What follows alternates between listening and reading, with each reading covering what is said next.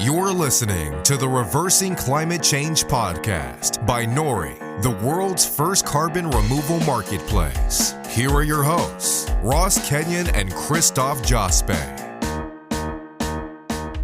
Hello and welcome to the Reversing Climate Change podcast with Nori. I'm Ross Kenyon, here as always with Christoph Jospe and Paul Gamble, producing over there, checking those levels. We are here in the Nori office, and we are very pleased to have Ramez Naam with us today. He's one of our advisors, also a sci-fi author.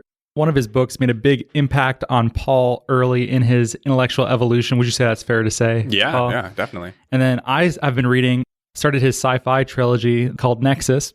We should talk about that too. A lot of interesting ideas. I think also the way that you approach tech is very similar to how we think about blockchain too. We'll get into lots of interesting, weird little rabbit holes today. But why don't you take it over there, Christoph, and move us ahead? Sure. And if you're just listening for the first time, welcome. Please subscribe. We like to think that we have interesting things to say. We try to do the dance around climate change, blockchain. How do you actually reverse climate change with blockchain? What are some of the nuances around how it all might work? Who are the different participants who might have a perspective that we should listen to?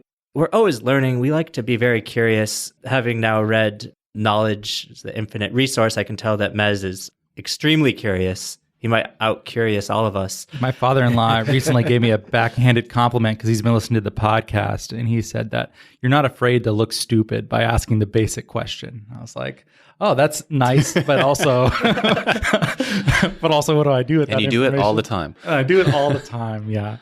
And so we're big fans of kind of start with why, what motivates us, but really like now we've been starting with everyone's genesis story, the beginnings of where people came from. So, Ramez, ahlan wa sahlan. Ahlan wa sahlan. Well, hey, thank you guys for having me here. It's awesome to be here. It's awesome to have gotten to know you guys and sign on as an advisor to Nori. And I'm just super stoked. I've seen a lot of things in the blockchain and energy space, and I've just been sort of really, really dubious.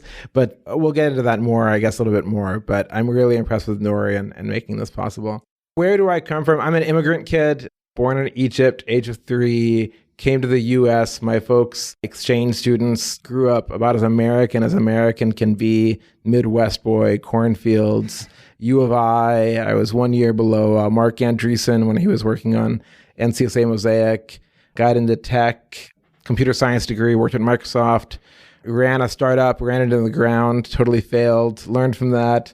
Decided to write some books, fell in love with the planet, wrote a book on saving the planet, and I've always liked tech and tech in the brain especially, and wrote this sci-fi trilogy on connecting people's brains and how new ways of communicating and coordinating, like maybe blockchain, though I was talking about digital telepathy myself, can change the world. So that's me in like 30 seconds. For as many accomplishments that were crammed into there, that was the fastest that I've ever seen it done. Well, as many failures as accomplishments, I'll say. Maybe I'm not afraid of looking stupid, or maybe I am, but I've looked stupid a lot, and that's part of how I've gotten where I am. That's a badge of honor in this space, though, right? The more failures, you're like, oh, this guy's learned a lot. He's been through a lot in the startup scene. As long as you learn. As long as you learn, yeah. Don't do the same thing over and over again. Well, where should we start with from there? I guess I'd like a lesson or two from your failures. Yeah, why don't you teach us? What should we know? Yeah. Look for a real need. And when I think about my startup, we had amazing technology, software to speed up the development of nanotech, but there just wasn't really a market for what we were making. So look for an actual need. And I think Nori is addressing like something people need, people are getting more and more excited about. And I think be the grown-up in the room, take the high road, look for ways to add value to others, and value will be added to you. Yeah. It's pretty good policy. I guess I can respond to your comment about Nexus and this sort of mind meld technology where people are becoming a sort of macro organism or you're able to think in a way that is less rivalrous or more collective, but it's done just through economics and the tech enables this to happen. And what's cool about it in the book that I compared it to blockchain is that people tend to be a bit euphoric about blockchain and think it's all good. And clearly there are applications that are thoroughly dystopian.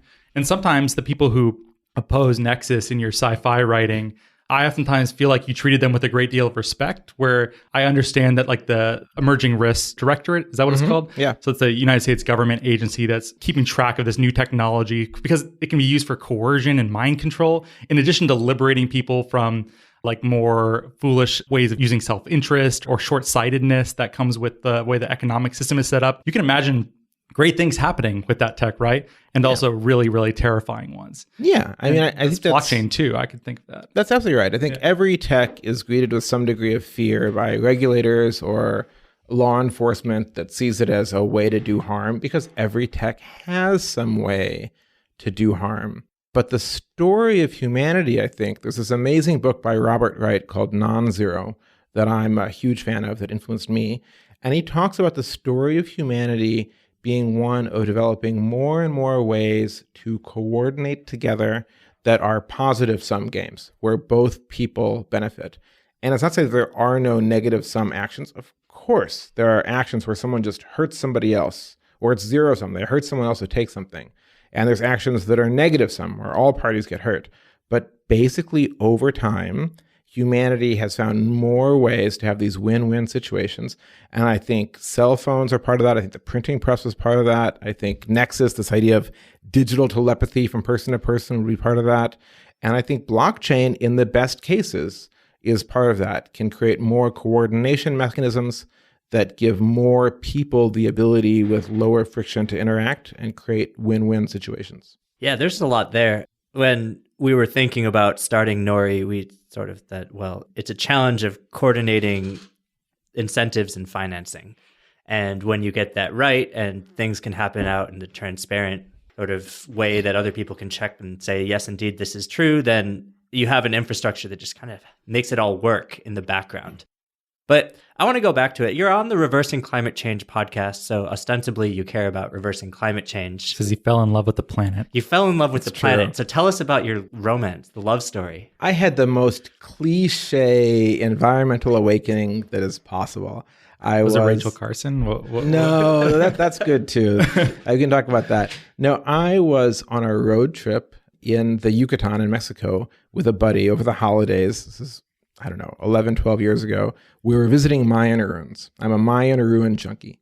And we ended up in this beautiful town that now everybody knows about called Tulum, but it was relatively undiscovered there. And we just had a day at the beach. And we were on this deserted beach. And there was like a quarter mile away, there were some kite surfers. And my buddy wanted to lay on the ground. And I just splashed around in the ocean for hours, for the entire afternoon, just sort of jumping over the waves as they were coming in. And the water was this crystal clear, like azure blue, the sort of insane color you only see in pictures. And up on the beach, there was some litter. And as I was there, just like all by myself, basically jumping around in the water, I thought, what's up with that litter? And I've always been a techno-optimist. I've been somebody who believed that technology would solve problems, but all of my friends, almost all are liberals. I have some conservative friends too, of course. But people have been telling me the environment's a problem. I'm like, oh, we'll solve it. But as I was there, I was like, maybe it really is a problem. I should look into it. I should figure out what is the state of the planet and what's my responsibility as a human being. What's my personal responsibility? And years later, I just read everything I could. That led to me writing my own book, The Infinite Resource. That basically says, yeah, huge problems, but we also have huge innovative capabilities, and we could solve these problems if we innovate fast enough. And that's what we should do. That was the moment right there. Beach on vacation in Mexico. And what is the infinite resource? This is me setting you up with a nice little T-ball and take a swing at. The premise of the infinite resource is that most environmental thinking, for a while, it's changed a bit, but most was in one of two camps. Camp one was the problem is dire and we're fucked. Pardon my French. Can we swear on this podcast? We'll put a tag on iTunes or We're whatever. beeped. We're really beeping beeped. So, and that beep, came down to either we were screwed because it was too late, or we were screwed because we had to have degrowth. We couldn't have a high GDP society if we wanted to save the environment. And that meant there's no room for the next 6 billion people that don't live Western lifestyles to rise into affluence. Other side of the story was people saying, oh, there's not really a problem, just deniers, or people saying, oh, technology will automatically solve the problem. And so I wanted to write a book in the middle that said, look, the problem is obviously real. And at the same time, the price of solar has plunged by, 250x plunge in the price of solar panels. And the ozone hole would have killed us all, but we solved that. And the Cuyahoga River in Ohio like caught on fire in 1969 and we passed the Clean Air Act and the economy didn't stop growing. So the infinite resource in my mind is innovations. It's ideas. It's new knowledge. It's the new knowledge that allows us to make solar panels that are radically cheaper, allows us to make batteries and electric cars that are radically cheaper and use less resources to accomplish more. The right knowledge is a force multiplier. It can reduce the need for any physical resource. It can substitute for a scarce resource. It can increase the value of labor or land or capital or reduce the needs for them. It can reduce our per capita impact on the planet while increasing our per capita wealth. So that's the pitch. I'm imagining here a race, and it's between one side, there's human destruction that we're causing, and on the other side, there's human innovation. And you're just hoping that innovation always stays ahead, and how do we foster that and make sure that's happening? Is that a fair way to say this? I like to use the metaphor climate change, so carbon dioxide. It's a little bit different from a river catching on fire because that's very visceral, that's in my face. But carbon dioxide is this invisible gas. And the climate change that we're experiencing today is actually like something from 20 years ago because the planet hasn't warmed up to the concentrations of today. So it's like intellectually, we can see that we're getting punched in the face, but we're not going to feel that pain until 20 years from now. So maybe in your... My metaphor was way better. No, I'm going back to your metaphor. So in this like race thing, the techno-optimist in me needs to sort of say, yes, okay, let's deal with this excess concentration. But I haven't yet truly felt the pain to make me want to change the whole system. I agree with both of you. So in terms of the race, it is a race. I use that metaphor a lot. Bill Gates has this thing he says that if we had 100 years to solve climate change, there's no doubt we would do it. The tech is getting better that fast. So it is a race. And yet, to your point, Christoph, it is a challenge that carbon dioxide is invisible, that the impact is delayed, and that it's non-local. So I'm a believer in this thing called the environmental Kuznets curve. It's somewhat controversial, but basically as people get richer, as they get, food, shelter, heating, medical care, transport, they start to be less and less tolerant of obvious pollution. And the pollution they deal with first is the stuff they can see viscerally and affects their lives day to day. So things like litter. Even though it's not a big issue, though litter probably is the main reason there's plastics in the ocean, people start to deal with that because they just get tired of it. They're like, we're rich enough, let's spend the money on a trash system. Air pollution. You see China having their environmental movement now, and in Chinese audiences I talk to a lot fully believe in climate change because they see smog. They're like, oh, energy might produce pollution? Yeah, but air pollution is like very visceral. Water pollution. But those are all local to you. The impact you have in your community can fix it, and you see it right now. So the fact that climate change has this super global effect and that it's invisible and that it's delayed does make it more problematic. But the best analogy I have to that is ozone. Like ozone depletion was a very, very similar issue. It was about 1/100th the cost of fixing climate change to fix ozone pollution. But nevertheless, in the 80s under Reagan, we got together and said, this is no good. Got to do it. And we phased out CFCs that destroy ozone really, really fast. What do you think then that like passing the Clean Air Act in the 70s, which really cleaned up air pollution in the United States and helped scientists observe actual global warming happening, getting past the global dimming problem, do you think that that's actually been, while a good thing, has actually held back Americans' understanding and appreciation for the effects of climate change? Well, that's a good question. I think for the most part, Americans today don't understand how terrible air pollution and water pollution were in the 70s. And so Americans today, on the left, it's not just about climate change. Americans on the left have no historical context and think that we're polluting the environment horribly, not just in climate change, but in other ways. But they don't remember what the smog in LA was like in the 70s. They don't remember the rivers catching on fire in the 60s. So I don't know. If we had more smog today, I think there would be more direct calls for action in the way that there is in China. So maybe, but I'm still glad we passed the Clean Air Act and the Clean Water Act. Oh, yeah, for sure. That's just one of those weird moral hazard unintended consequences. I think you just bought yourself a blog post, Paul. Oh. Well, thank goodness in China. The first time I gave a talk in China, I was super nervous about how are people going to react to me talking about climate change and so on. And I got a standing ovation. And it was because the people there, everybody from the poorest person to the richest person, They all live in this smog in Shanghai, Beijing, Shenzhen. And so they're like, yeah, duh. Obviously, like industry is causing pollution and we got to fix this. What's your connection? How did you find out about the infinite resource and what grabbed you, Paul? I can't remember exactly. So what happened was in 2015, I've told this story several times on this podcast. So I had been working on a small business and I got interested in climate change as an opportunity thing to work on because I read this article about how climate scientists were becoming very depressed because no one was listening to them. Started thinking about it in terms of, well, there's just too much greenhouse gases. Can we just pull those back out? So I founded a meetup group called Carbon Removal Seattle. And I was shopping that out. There's this startup email listserv in Seattle. And I think I sent out an email on that list saying, hey, I'm starting this meetup group. If anyone's interested in working on this, come to the first meetup that I'm hosting. And I think probably from there, someone reached out to me and said, hey, you should check out this book by Ramez Naam.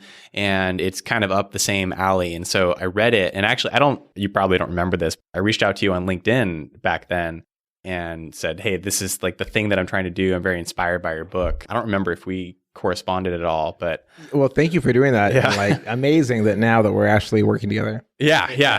Yeah, it is pretty serendipitous. We're all fans here. I said on Twitter that I wanted to drop this quote, so I'm going to do so. From the book, knowledge, unlike physical resources, is non-rival. It can be used as many times and places we care to without depleting it. Its value is multiplied by the number of people who put it to work. First of all, awesome, right? Because we've got this infinite resource and let's actually use it. And when we're talking about sharing ideas are free. That's right. Execution is the hard part. And that's kind of what Nori's focused on. We think we have a great idea, but we need to now deliver it. But also, costs need to come down. Things need to be easier once you start sort of doubling and multiplying. I mean, even to use that metaphor you have in the book where the guy who invented chess in India basically said, pay me in rice and start with one and then double it each time. And just showing this exponential learning curve. So we're optimists. It's all possible. Knowledge needs to be shared. But let me take this a little darker. Sometimes the wrong knowledge is shared. Sometimes the knowledge that could be a solution is not getting into the right hands. Let me give an example. Yesterday, I bought spinach. It said GMO free. I'm like, I don't care that it's GMO free. I actually would maybe prefer if I had GMOs in my spinach because like Popeye, right? Spinach, power food. Maybe there's some good GMOs. And yet within the environmental movement, there's this general conception that GMOs are bad. But that might not be the case because actually genetically modified crops or plants are an evolution of how we can more sustainably feed the planet. So can you unpack a little bit of ways that knowledge are shared and like what that means to share the knowledge that ultimately is going to help us live more sustainably and push back against some of the misinformation that might be spread around? Yeah, it's a really good question. And I think so people are tribal thinkers more than they are rational thinkers for the most part. And I'd say businesses have a really strong incentive to be rational thinkers. They're in sort of a Darwinian process where those businesses that adopt a product that is valued by customers or adopt a method that lowers their cost or improves their quality thrive, and those that don't go out. But when we talk outside of places where there's sheer economic incentive, people end up picking beliefs based on what the beliefs of those around them are. And there's a few core instincts in humanity that it's really easy to play to. And one of those is the naturalistic fallacy. Really, we idealize the past. We think of our agrarian past as romantic in some way, even though life expectancy was 30 years and there was no, hemorrhoid cream or antibiotics. Or... I'm here for a good time, not for a long time. I'd like both, personally. So I do think these myths tend to spread. And you see it in conspiracy theories.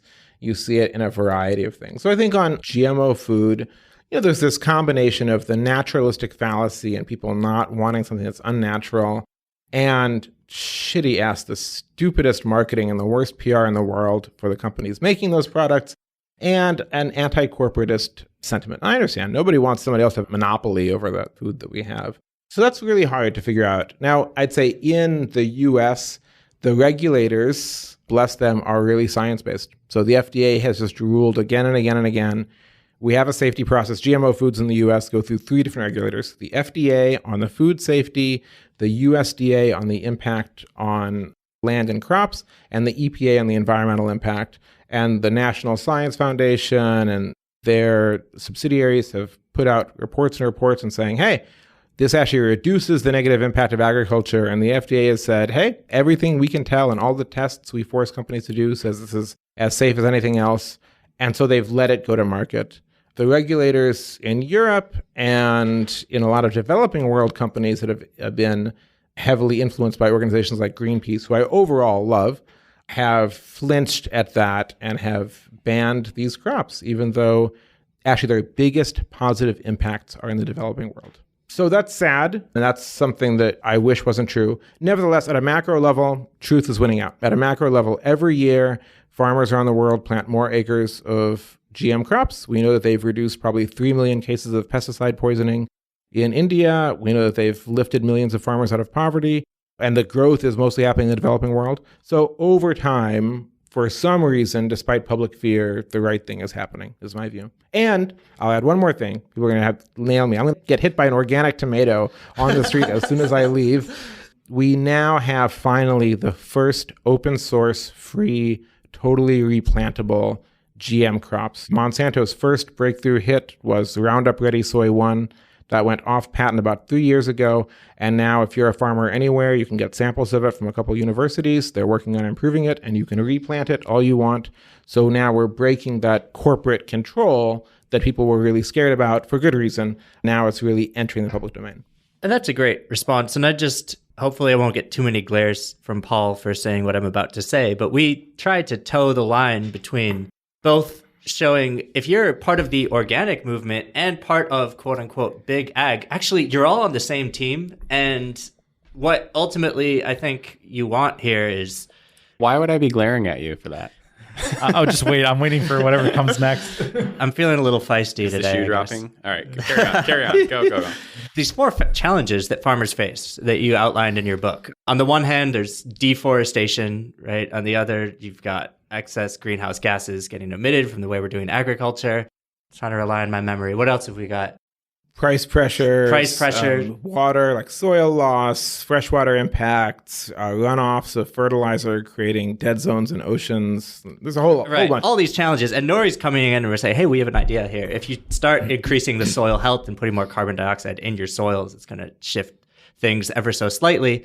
And to go back to it, this is an argument that we want both the organic farmers who wouldn't even consider being in the same room as some of your household names in agriculture with big ag in the same spot. Yeah.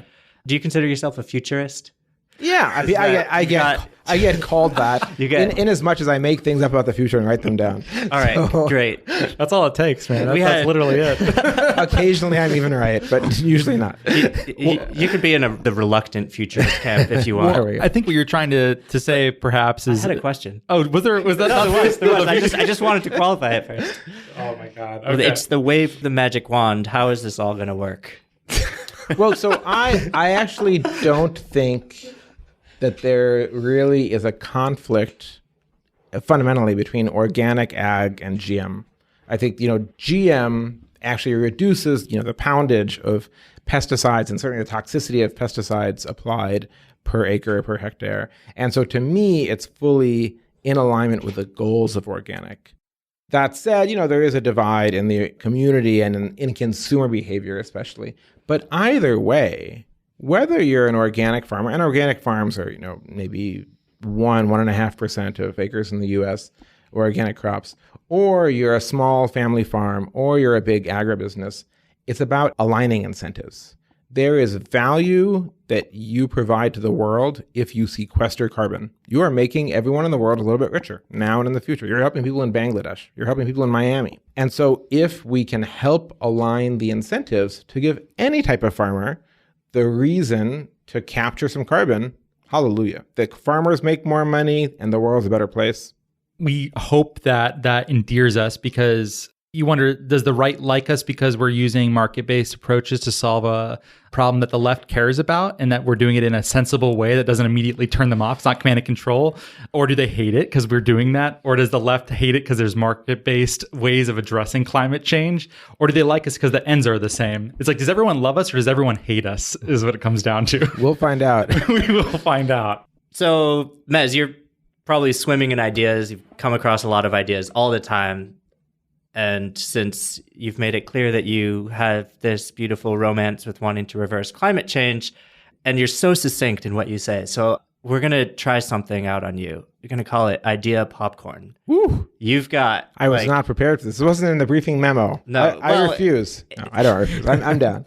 Ramez has literally walked out the room. It was in the fine print. We're going to talk about sustainable ideas. Okay. All right. Ready for it? First idea that is a great one that we just need more of. You've got 15 seconds. Go. Well, more solar, more wind, more batteries, more EVs, and it's happening. That was like 5 seconds. Wow. I'm tight. All right. Let's pick on batteries. Like, is lithium mining, isn't that a problem? Lithium's okay. Cobalt's a real problem. But you see Tesla, for instance, like has shrunk the amount of cobalt per vehicle by a factor of 3, and they're talking about almost cobalt free. I think we'll see a divergence in battery tech. We'll have sort of lithium batteries and their descendants in mobile, and you'll see things like flow batteries. There's a great Oregon company called ESS that I'm an investor in that makes an all-iron flow battery, sustainable ingredients that can work, for 10 times the number of cycles of lithium ion, but it's big and heavy. So I think you'll see more tech like that deployed for grid scale storage. And why do batteries matter when it comes to climate change? Solar and wind are intermittent, and so they mostly are complementary. Sun during the day, more wind, usually at night. Sun more in the summer, winter more in the winter. But still, there's times that there's not enough sun and not enough wind. It's usually winter times we have a low wind week or month or day. And you'd love to be able to store the sun at noon for use at 6, 7, 8 p.m. when it's still peak hours. So batteries help us take it maybe from 70% we can get to just solar and wind, maybe up to 80 or 90. Any other favorite sustainable innovations? Well, I think EVs, but I think not just EVs. I think there's this transport revolution happening with a combination of electric plus autonomous plus ride-sharing services like Lyft. When you put them all together, the cost per mile of being transported in like a shared electric autonomous vehicle should drop to like 25 cents or 15 cents a mile. It should be cheaper than the bus. And then people in cities, at least, are going to, vote with their pockets and go for that much more sustainable way to travel. Yeah, I was floored. A year ago, I test drove a Tesla, and I mean, they still had the sort of driverless software getting worked out, but my hands were above the steering wheel, not on it, and it was just driving itself. It was following the map. Like, that technology is coming. It's pretty friggin' amazing. And basically, like, Uber costs half per mile what a taxi does as part of why it's successful. If you make an autonomous Uber or Lyft or Waymo, Google's company, or Tesla, it should drop that cost in half again. If you make it shared, like an Uber pool or Lyft line sort of thing, it should drop that cost in half again. If you make it electric, you can drop that cost in half again. So we're talking about 1/8 the cost of a taxi. And again, that gets you into like competing with buses or cheaper sort of price. And then I think just economics in cities, in urban areas, is going to shift us to this super sustainable, all electric mode of transport. Yeah, and I think the use switch is also interesting because we have cars that are sort of sitting there not getting used. But when you start sharing it and you can get greater use, it actually results in fewer vehicles. And less parking spots taking up real estate. Yeah, 40% of LA's footprint by land is used by cars. Oh man, I just moved out of there. And when we didn't have a parking spot, finding street parking was sometimes 45 minutes in the evening. Which is also carbon emissions. Like, it's just terrible. Oh yeah. Pretty harmful to the quality of life. I think I was much less happy then. Oh my God, I'm so excited for half of our streets to get turned into like pedestrian thoroughfares lined with trees. We were in Amsterdam not long ago and we're amazed at the bike culture there and just that people were doing that. I found it very pleasant. And even stoned, they're managing the bikes just fine. Was that my outside voice? You can cut that if you want to. Yeah. Oh no, that's a more fun way to bike. Just make sure you wear a helmet and try to stay on the bike lane. It's legal there. We're not breaking the law. What should we be looking out for at Nori? Do you think we're in a good position to make as big of an impact reversing climate change as we might want? What should we be watching out for? Well, so yes, advise us on air. Well, so right now, if you look at sort of the 4 quarters of climate change emissions, electricity, 1 quarter, we're actually doing amazing there. We haven't done much, but the price is coming down so much, we'll decarbonize 80% of that. Transport, another quarter. More than half of that is cars. We're going to decarbonize cars, decarbonize a lot of trucks. We still don't know about ships and planes, but ships and planes overall each are like 3% of global emissions. Manufacturing and heating of buildings, another quarter. That's harder. We can do it technically, but The incentives have to be there. Just on pure economics, it's probably not going to happen, not the way that transport and electricity are. And the last quarter is agriculture. Actually, it's livestock and land use changes. And that's the hardest. Like, we're making some progress on deforestation from a policy perspective, but the world's going to keep eating more meat. So even with all the tech happening in solar, wind, electric cars, we really don't know how we're going to decarbonize, at least a quarter and maybe more of the world's carbon emissions. So people are going to have to do something. And so some sequestration from air, I think, is just simply necessary. The flip side to that, which I think is really interesting, is you guys are building a voluntary decarbonization market or voluntary sequestration market. And I used to think that, hey, it was going to only happen through policy. But we talk about this non-zero world and greater coordination. Consumers are doing better at coordinating their behavior, and consumers have shown preference for clean. And so you saw Lyft like a month ago announcing that they're going to offset 100% of the emissions from rides that passengers take. Not the emissions for making the car, not the emissions for when the driver is driving around with nobody in it, but 100% of the emissions from when people are in the car. And I tell friends that, and friends are like, oh, that's just one more reason to switch from Uber to Lyft. So I see that. I see consumers and employees and corporate boards having a preference for clean. And so I think the time is ripe for making it trivially easy, an API call to offset your carbon. I think that makes a heck of a lot of sense today, and I think you're just on the right path. It's pretty good. I don't know. Where do you go from there? Cool. You satisfied? Yeah. Okay. So you talked about those 4 different quarters of sources of emissions. And one of the cool things that we don't even really talk about very much, we have talked about on here that we're focusing on different methodologies, methods of removing carbon dioxide and how we measure and verify that. And the first one that we're working on is soil sequestration. And so there's this tangible benefit of farmers getting paid for sequestering carbon dioxide in their soil. But what we're not even really talking about is all the saved avoided emissions because they're using less fertilizer, so they don't have to be as produced as much. And not only by not tilling are they end up pulling CO2 down, but they're not stirring up what's already there. So we're getting rid of some of that land use change emissions and then putting more down in the ground. So it's an extra benefit.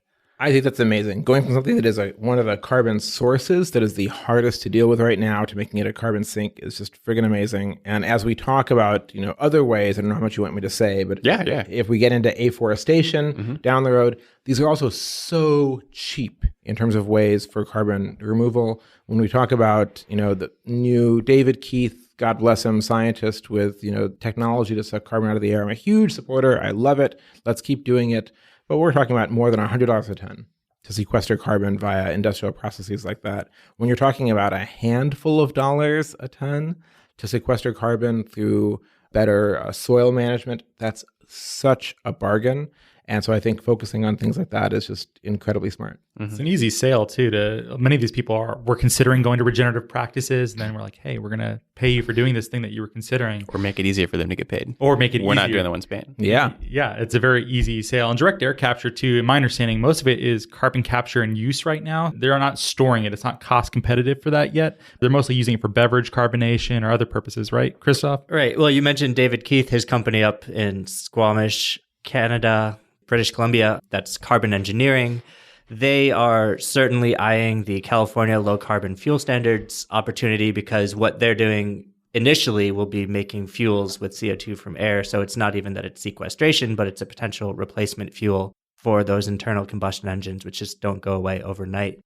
We don't like to pick favorites. For us, a carbon removal certificate, a ton is a ton is a ton. And there are so many co-benefits. Like when you plant a tree, did you know that trees make you happier? Like, mine do. Yeah. I've been watering my plants this summer. It's probably bad behavior, but I love plants. It's like, oh, great. And animals come back. I hear more birds. Obviously need to be mindful about. It's all hands on deck. I'm down for any single way that we can figure out to reduce carbon. But I think going after this underappreciated and underutilized mechanisms that are really cheap, that are probably even cheaper than we're figuring out because of what you were saying, Paul, and that generate other positive co-benefits for the environment is just an amazing place to start. How much time do you think we have, or what's the infinite resource approach to something like some of the estimates we've heard about coral reefs dying off in the next couple of years or decade.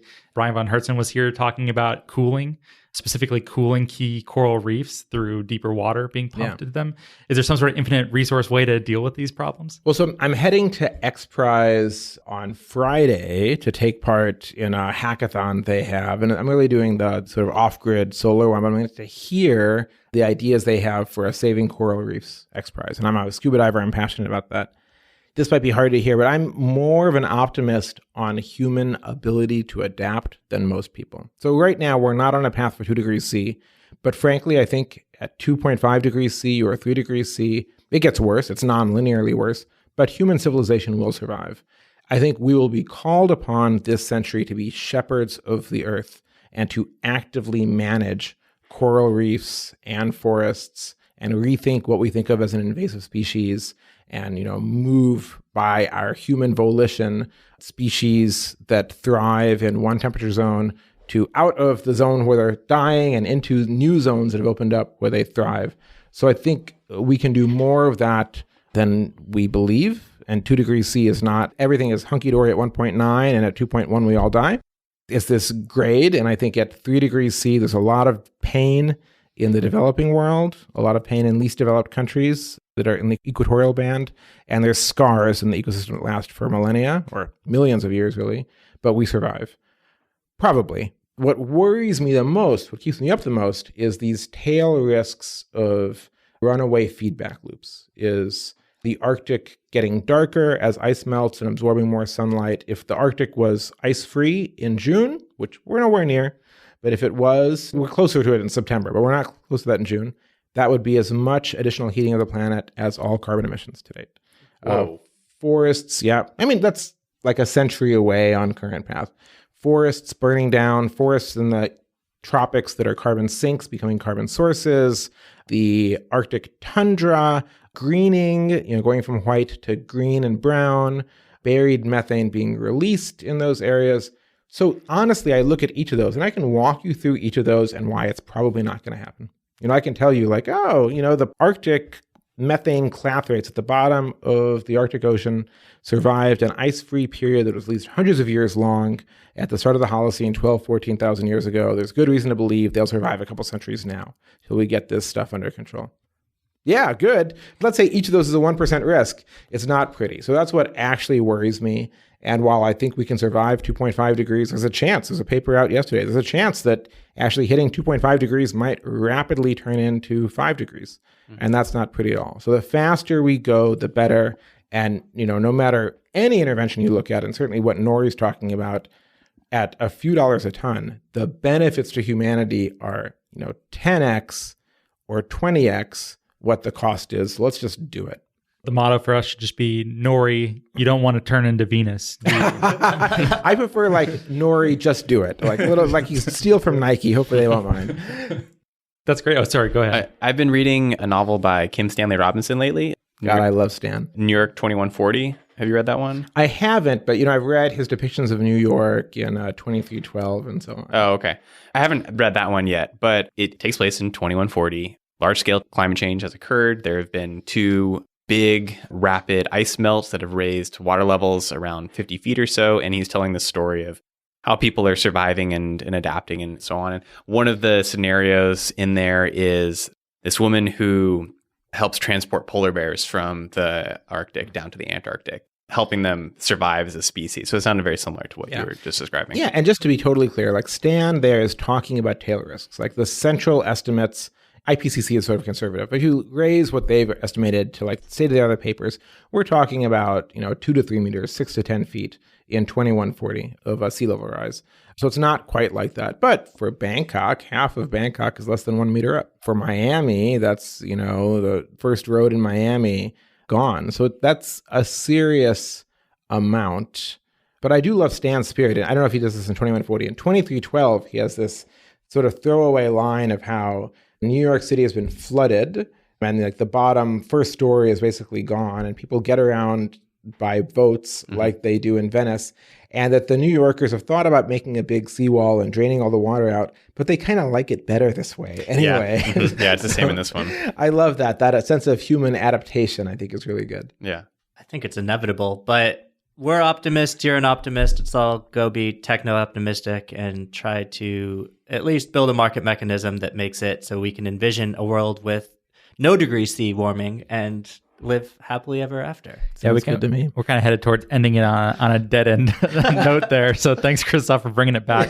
If you like the podcast, please share us. Give us a nice rating in the app that you use. Share this on social media if you would. Mez, thanks so much for being on. Please read his books, Infinite Resource and the Nexus Trilogy. Is that the correct name for it? Yeah, that's right. Nexus Trilogy. Really good stuff. Thanks for being here. You guys, it is such an honor and so much fun. And I can't wait to launch Nori and get it out there in the world and like speed up our pace of decarbonization. Thank you. We're so excited to have you with us as well.